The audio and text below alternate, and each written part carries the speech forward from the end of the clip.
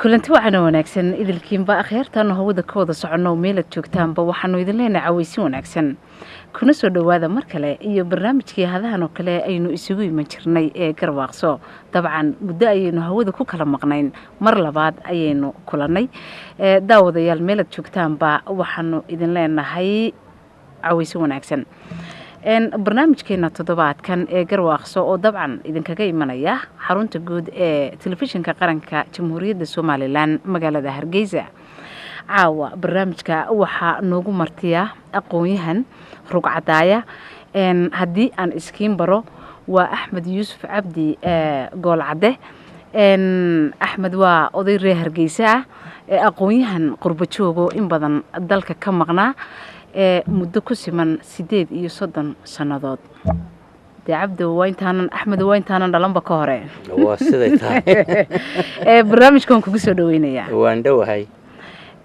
waxaan kaaga mahad celinaynaa sida aad nooga aqbashay in aanu barnaamijkani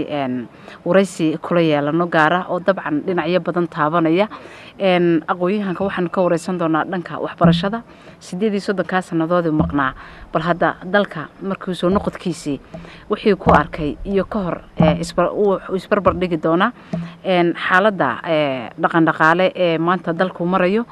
dabcan dhankii siyaasaduna kama maqna oo waa siyaasi markaynu ka nimaadno bahda waxbarashadu ka mid yahay Axmed Yuusuf Cabdi Goolcade Axmed Yuusuf Cabdi Goolcade wuxuu ka mid yahay saraakiisha jaamacadda qaranka ee magaalada Hargeysa ee Hargeysa University ee maamulka sare oo hagaya dhanka waxbarashada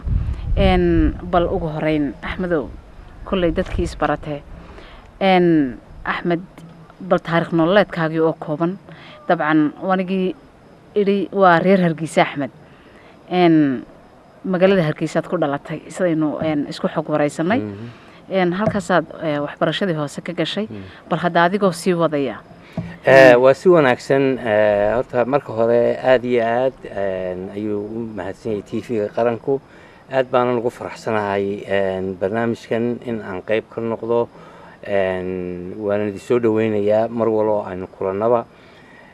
waxbarashadeedii horta waxaan dabcan reer Hargeysa waanahay Hargeysana waan ku koray noloshuna maraaxilka ay leedahay marka aad soo korayso dugsiga hoose waxaan ka galay tuulo la yiraahdo Dababuur la oran jiray imkana la yiraahdo Abuqays oo 10 mayl xagga galbeedka ka xigta magaalada Boorame kadibna waxaan leeysoo bedelay 6 bilood ka bacdi iskuulkii hoose ee Dumbuluq iskuulkaas isaga markaan ka baxnayna waxaa nasiib u yeeshay dhalinyaradii amba ardaydii lagu qoray dugsiga dhexe Axmed Guray dugsigaas oo halka aan ka dhismay halka ay aqoontaydu si fiican uga bilaabantay waxbarashadeedu aad iyo aadna aan ugu hanweynahay taariikh gaar ah iyo tuguudo xagga waxbarashada intaba aan ku leeyahay kadibna waxaan haaladkii ugu horeeyay ee loo dhisay dugsiga Faarax Omar markii aan ku jiray hal sano waxa aan tegay dugsiga sare Camuud halkaasoo iyadana aan ku qaatay waqti fara badan oo aqoon kororsi ahaa nolol adag oo haddana jilicsan oo haddana qurux badan oo haddana iska rootiina oo uu tartan badan jiro oo lagu tartamayo xagga aqoonta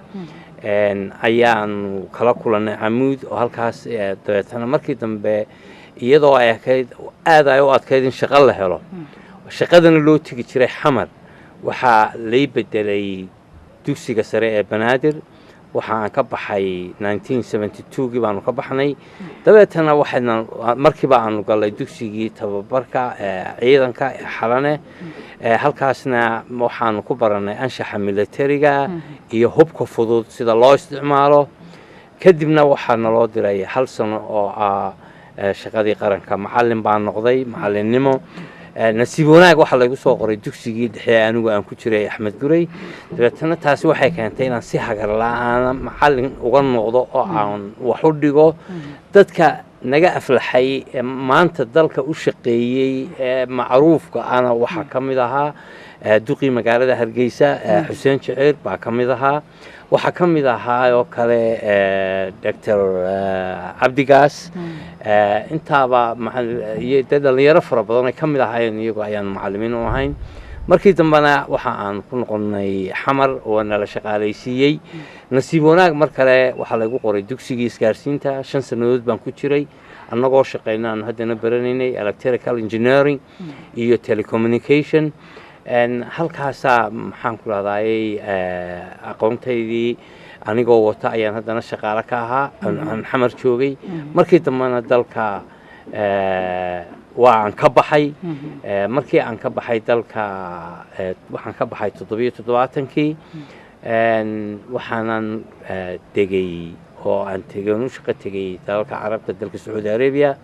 halkaas waan ku bashiistay amba waan ku guursaday oo waan caruurtayda ku dhalatay oo reerla ayaan ku noqday kadibna waxaan u amba baxay oo aan tegay dalka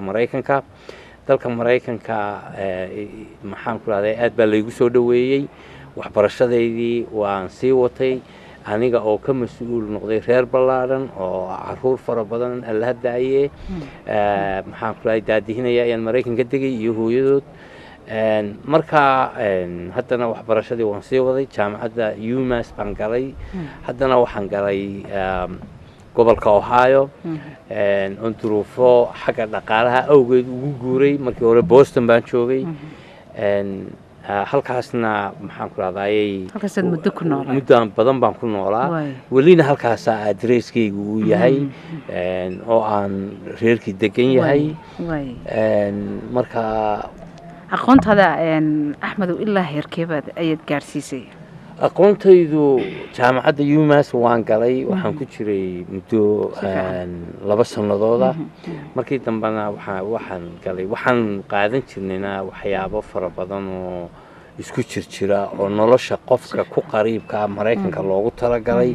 ayaan ku dhameystiray oo leadershipka ugu horeeyo iyo communityga sida loo dhaqo iyo sida maxaan ku raadayay xuquuqda dadka cusub ay leeyihiin oo maanta waxyaabaha la isku haystay adduunku ku wareeray immigrationku uu kamid yahay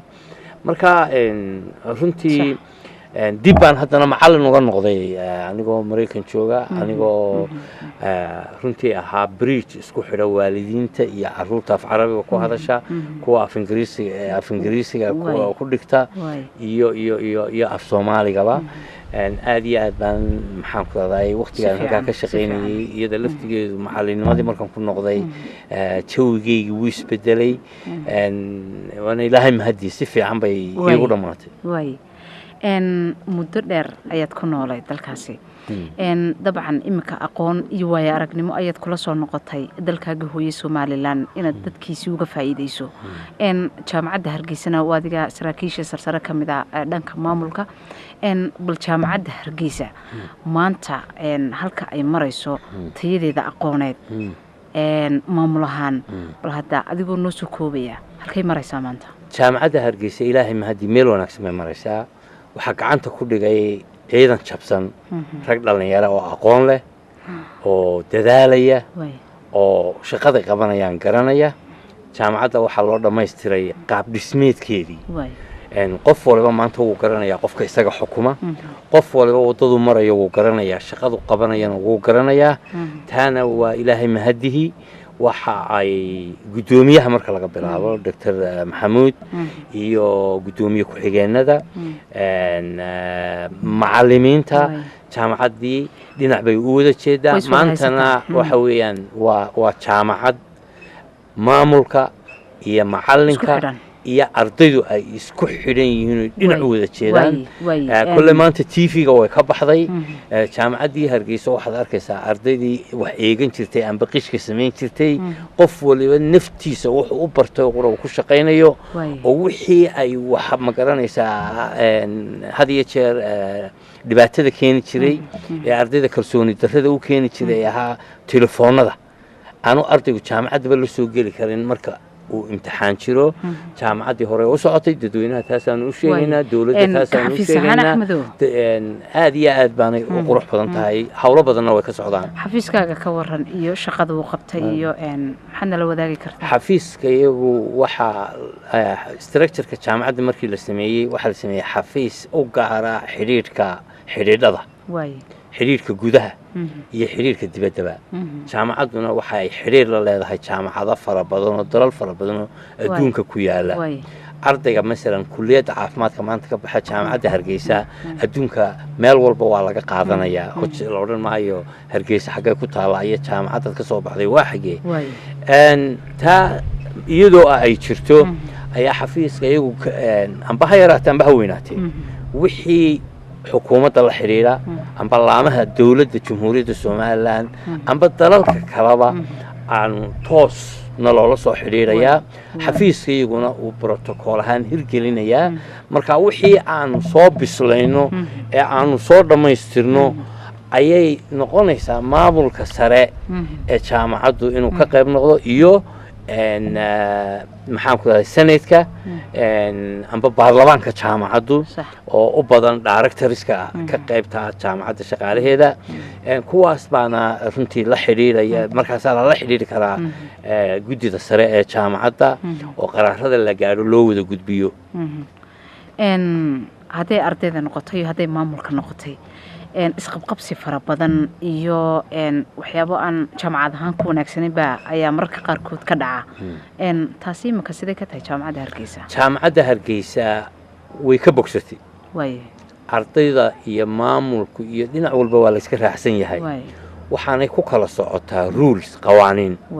waxa weeye ardayga jaamacadda marka uu qalad galo amba uu sidaa dhibaato la yimaado amba dagaal ha ahaato amba ha ahaato khiyaamo oo imtixaankii wax khiyaamaynayo amba waxa la mid ah markuu la yimaado guddi baa ka fadhiisataa guddidaasaana awoodda leh in ay qaraar ka gaadho guddidu markay qaraar ka gaadho madaxweynuhu gudoomiyaha jaamacadda Dr. Maxamuud ma odhan karo anaa saamaxay iyo aniga haleydaayo guddidaasi waxay garatun buu socodsiinayaa jaamacaddu markaa kala dambayn ixtiraam ayay leedahay mana filayno isqabqabsi dambe wax la isku qabqabsadaana ma yaalaan waa danguud waanu wadnaa waananu ka biyo keenayna axmedow hargeysadii hore markan idhaahdo dad fara badanoo dee waxaa jira aan iyagu garanaynin oo yaryara amaba si aan dhalanba sida generationka maanta jooga uu u badan yahay bal haddii aad sawir naga siiso hargeysadii hore may lahayn habkan imika warbaahintoo kale habkan wax laysu gaarsiiyo waxay u badnayd maqal warfaafintu waxay ahayd radio Hargeysa radio Hargeysana nasiib wanaag wuxuu la gaari station waagan Soomaaliya saaran yihiin gaarigaas dee wareegi jiray idaacaddana dadku way dhageysan jireen si imika u dhageystaan BBC-duna waxay ahayd source kale oo wararka lagu kala qaato laakiin dee Hargeysa way is wada garanaysay weligeedbana way macaaneed Hargeysa haweenaata imika waxaa jiray fanaaniin waxaa jirtay suugaan waxaa ahayd hooygii suugaanta dhanka fanka ma isku fiicantiin Axmedow والله هيسها وطنية آد بانو غهرا waxaan aad u xasuusanahay oo aan hubaa adiguna inaan maqal dhalinyarada maanta joogtaan aanay warba u haynin kacdoonkii ka bilaabmay Hargeysa ee dalkan ka bilaabmay muu bilaabin uun kacdoonkii hubaysnaa ma ahayn isagoo heesa abuu bilaabmay waxaa jirtay hees aan xasuusanahay oo ahayd waddankayga wanaagsan inaan soo walwaalo warshado u sameeyo wax walba u dhameeyo waxa weeye heesta meel markaad wax dhigtay dib u soo walwaasho waad la soo noqotay waa wax culus oo aanad markii hore kugu fududaa waa siday u dhacday dawladnimadeeni iyo gobonnimadeena markaynu qaadanay marka in la soo walwaalo waa 1961 ayaa heestaa la qaaday 1961 ها waxa ku xigtay waa kacaanka hortay waa kacaan iyo wax walba way ka horeysay waxa jirtay oo kale hees kale oo la oran jiray roobka qowqowlo qarqalay intaaba waxa loo sheegay siyaasiyiintii war meeshan aynu tagnay waxba inuu ma yaalaan dib ha looga noqdo waxa ku xigtay heestii kale guud haldaalay iyadoo waxaasi socdaan intaan guud haldaalaydaas ba la qaadin ayaa meesha danood la yiraahdo isku dilay Soomaali oo dhan oo iswadatay iyo ciidankii dawladda Itoobiya ayaa isdilay waa la soo qaxay qaxoontiba ina soo galay kacdoonkii suugaanta ku beesgaraysa hada waxaad ku noqotaa kacdoonkan hubaysan ee aynu gobonnimadii kula soo noqon wuxuu ka dhashay suugaan kii suugaanta ka horeeyay kaas oo kale oo la heesaya ku jirtay waxa jirtay hees uu qaadi jiray Allah naxariisto Maxamed Axmed markii dagaalkaasi dhibkaasi yimid waxa soo baxday heesta la yiraahdo soo gaaray gacalkeen gelin bawacayne horta teenino yar dhigo bal qaxoontigan iyo dadkan dalaayay iyo aan wax kala basrino marka taasi way jirtay dadana inqilaab baa la dhacay military oo ka madax ahaa Xasan Kayd walwal muxuu ahaa marka waxay meel wax la isugu sheego barnaamijyo xiiso loo badan baa ka bixi jiray idaacada radio Hargeysa imika radio Hargeysa ma dhageysataa inta badan waqti uma helo laakiin inay shidan tahay si wanaagsan barnaamijyo wanaagsan ka baxaan waa la socdaa si fiican actually radio baa yaala gurigayga had iyo jeer barnaamijku ka socdo marka dhigtaan ka maqlaayo telefishinka qaranka ma daawataa telefishinka qarankana waan daawadaa marka horumar weyn baynu xagaa ka gaarnay Allah inoo siyaadiyo dalku waa nabad dadku waa nabad nabaduna waa macaan nimca dalkeena taala dhalinyaro iyo waayeel hal wada arko waxana la wadaago way Axmed Yuusuf Cabdi Godcade bal hada waxa weeyaan waxaad soo marteen idinku dawladihii hore xagga waxbarashada markay noqoto waxa la qaadan jirteen oo khasab ahayd in ardaygu markuu dugsiga sare soo dhamaysto inuu qaadan jiray hal sano oo shaqo qaran ahayd tii imika Somaliland kama jirto ma dhiiri gelinaysaa in jamhuuriyadda Somaliland xukuumadaha u kala dambeeyay dabcan ama tan joogta maanta ama tayman doonta in ay program noocaas oo kala u dhigto maxaan raahdaa ardayda soo baxaysa iyo da'yarta aad iyo aad waa wax la samayn karo waxaana runtii ay tahay in loo halgamo waxa weeye oo inagu qasaba barbaarinta dhalinyaradu inay wadaniyad la yimaadaan inay dalkooda hantaan inay gartaan inay dalka iyagu leeyihiin una hadhayaan waxa weeye wax waajiba oo ay tahay in xukuumadda iyo cid walba ku dhaqaaqdo marka wasaaradda arrimaha dibadda wasaaradda waxbarashada wasaaradda qorsheynta qaranku inay hawsha ka hawlgalaan waxa weeyaan hadiiba ay soo baxdo say 14,000 arday ay dugsiga sare ka soo baxaan waxaan ku talin lahaa 7,000 oo kamid in ay galaan tababarada ciidamada 7,000 kale harayna toos jaamacadda u galaan dabeetana waqtiga jaamacadda markuu gaaro haddana 7 jaamacadda sanadka dhigtay amba 2 sanadood dhigtay dib loogu celiyo ciidankii iyo trainingkii waxa weeye wadankan iskaa wax u qabso iyo shaqo qaran iyo volunteernimo ka maarmi maayo uu u baahan yahay waana waxyaabaha dhalinta tusay inay dalka leeyihiin inay xor yihiin inay wax bedeli karaan inay maxaan ku dalkooda hore u marin karaan iyaguna hore u mari karaan weeyana aad baa loogu baahan yahay واي أحمد قود عدي بل هدي أن كل وذاقنو guud ahaanba nolosha dhaqan dhaqaale ee maanta dalka haddii aad nooga taataabato wax wallahi marka aad eegto adduunka aad u eegto dalkani maaha dal wax waliba qaali yihiin waa dal ganacsigiisu uu xor yahay ganacsiga maanta dal yar oo aan la ixtiraafsanayn oo Afrika ku yaalo geeska Afrika ku yaala oo dagaalo iyo wax waliba ku geedaaman yihiin haddana waa meel ay suurtagal tahay in aad 100,000 oo shilinka Soomaaliland iyo in ka badan aad ku soo cashayso isla markaa haddana waxa suurtagal ah cunto ka nafaqo badan cuntada intaa soo siisatay oo 3,000 oo shilina inaad helayso markaa waxa weeyaan alxamdulillah waxaan u malaynayaa berigii aan yaraa ayaa waxa lagu yiri Ingiriisku markuu inuu xukumi jiray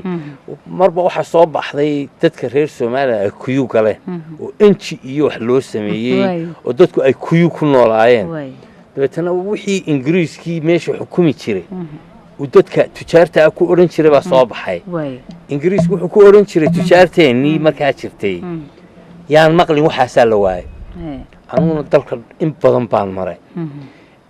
dukaamadan yar yar ee faraha badan ee soo wadayay meel walba waa ka furan yihiin wali maan arag meel leeyahay waxa la waayay waxa meel wixii aad u baahato meel walba waad ka helaysaa aad iyo aad baan anigu ula dhacay laakiin wadanku wuxuu u baahan yahay dad fara badan in ay shaqeeyaan waxa weeye inaynu dalkeena u kaano mashruuca dawladdu soo saxday berbera inaga badan waa barqadhirig waa in loo kaco oo mashruucaas uu hirgalo oo in geed sariye geed hoosaba u fuula in mashruucaas hirgalo oo aynu gebi ahaanba dhaqaale wanaagsan aynu ku wada noolaan Axmedow dalka doorashooyin baa ku soo foolay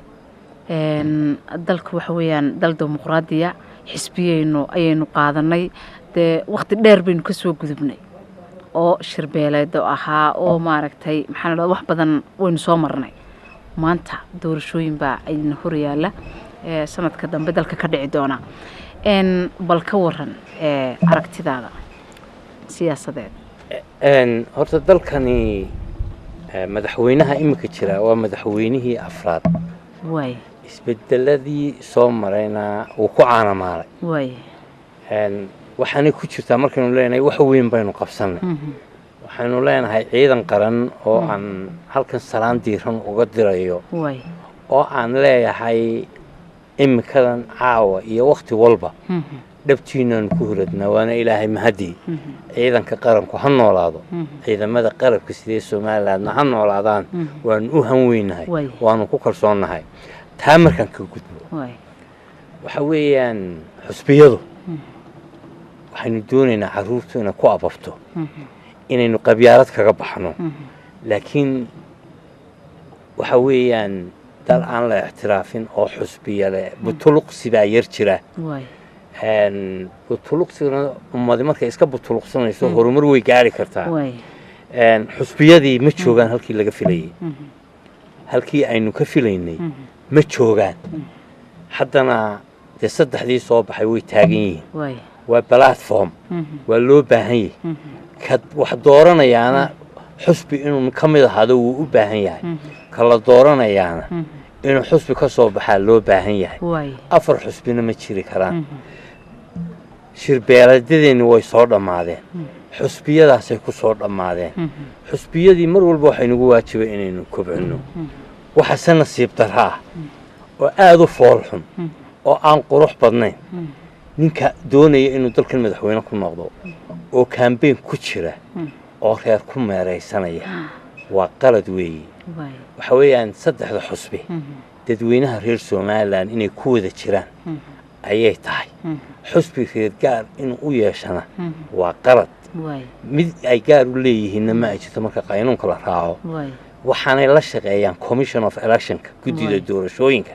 iyo iyagu way wada inay wada shaqeeyaan weeye waxa weeye in qawaaniin jirto inaan gudoomiye xusbi aanu wuxuu doono ku hadal waay wax walibana aanay isaga ka go'in hadda waxaan ognahay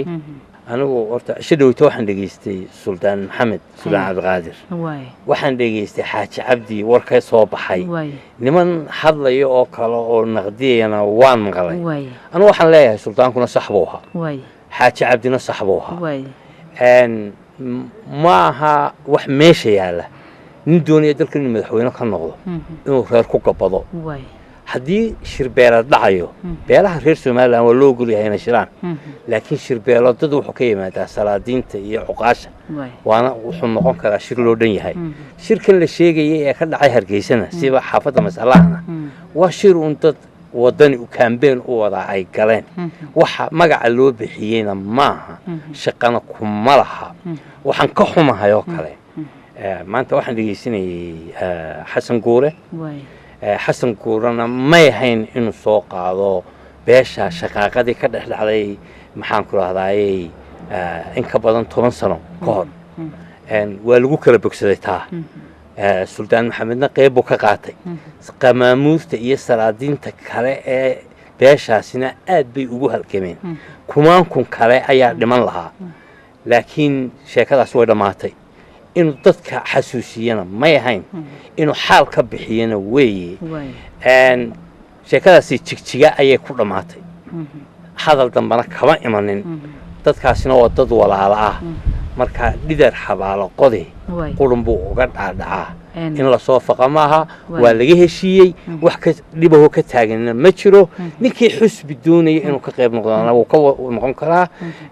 gudoomiye ciro misan waxyaabahan la yaabay waxa weeye waa gudoomiyaha golaha baarlamaanka waa 180 qof 180 ka qof buu madax u yahay waana gudoomiyaha xusbiga wadani anu ma aflagaadeynayo laakiin inuu beel gaar ah salaamo oo yiraahdo mahadnaq gaar ah waxaan u dirayaa reer hebelkii ah reer hebelku isagu yahay sidoo isagu cid kale yahay waa qalad kiyo eerigaaba jooga hadalka uu ku dhawaaqayna maan jeclaysanin waxa weeye ninkii dalka madaxweyne doonaya dadka reer Soomaaliland oo dhan buu madaxweyne u noqonaya xusbigu ka soo baxayana dadka reer Soomaaliland oo dhan inay u footiyaan weeye anigu marka aad kulmiyaad sheegtay waxa weeyaan imaka saddexda xusbi meel wixiisii la isla dhigay oon hadal ka taagnayn kulmiyaa jira anu waxaan oran lahaa madaxweynihii shanaad baynu doonaynaa inaanu dooranno dhammaan oo aqoon-yahanka reer Soomaaliland caawa kulmiyaha galaan oran lahaa murashaxa xusbigaa ka soo jeedana inuu rag wanaagsan xushaa wanaagsan nin rag xun xushay rag la'aan baa ku dhacda taa inuu iska jiro aadna waxaan ugu hambalyaynayaa axmed ismaaciil samataro kale inuu xusbiga ku biiray aqoon-yahano fara badan oo kalena inay kulmiye ku biiraan ma jeclan lahaa waxaynu soo gaadhnay gabagabadii barnaamijkeena waxayna daawanaya dhalinyaro waxayna daawanaya waayeel waxayna daawanaya siyaasiyiin qaybaha kala duwan ee bulshada waxyaabo fara badan baynu ka soo sheekaynay gabagabadii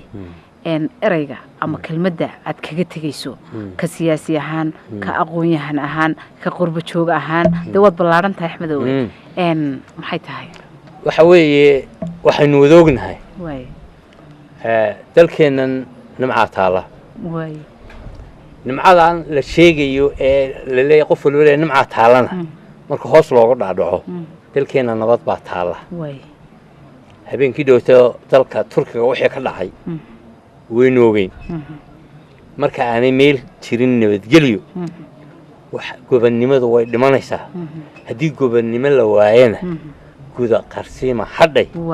dalkayga iyo dadkiisa waxaan leeyahay nimcadaynu haysanaa waa nabad ciyaarna ma gasho lamana dumin karo suldaanaynu tuutow gelinayna dambena ma jiro dalkeennu waa nabad nabadaasaynu hore ugu marinaynaa ka qadeeye iyo kaan qadeynna waa walaalo asalaamu calaykum waraxmatullaahi wabarakaatu aad iyo aad ayaanu kaaga mahad celinaynaa axmed yuusuf cabdi goolcadde waqtiga qaaliga aadna siisay iyo sida aad barnaamijka uga qayb qaadatay garwaaqso ee toddobaadkan si weyn oo mugle ayaanu kugu mahad celinaynaa mar labaad iyo mar saddexaadna insha Allah waynu ku kulmi doonaa madashan oo kale insha Allah waa wanaagsan daawadayaal waxaynu intaasi ku soo afmeeraynaa barnaamijkeena garwaaqso ee toddobaadkan waxaan jecelahay inaan si mugle oo miisaan la ugu mahadnaqo kamaramaanka iyo farsamayaqaanka barnaamijkeena toddobaadkan hagaya maxamed deeq axmed cali oo dabcan wiilka isagu mar walba isku hawla dhanka kamarada iyo guud ahaanba barnaamijkeena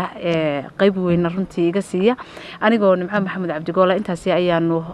idinkaga tegaynaa tan iyo intaynu barnaamijkan la midana ku kulmayno waxaanu idin leenahay assalaamu calaykum waraxmatullaahi tacaala wabarakaatuh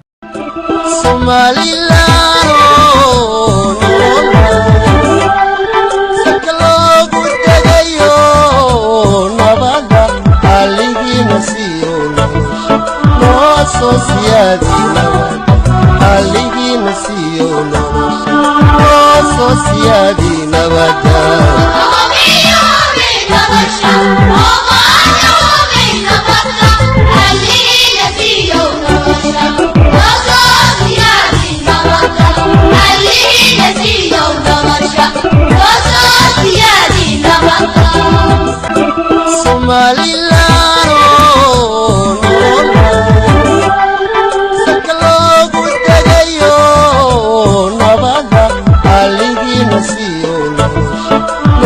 Sociedade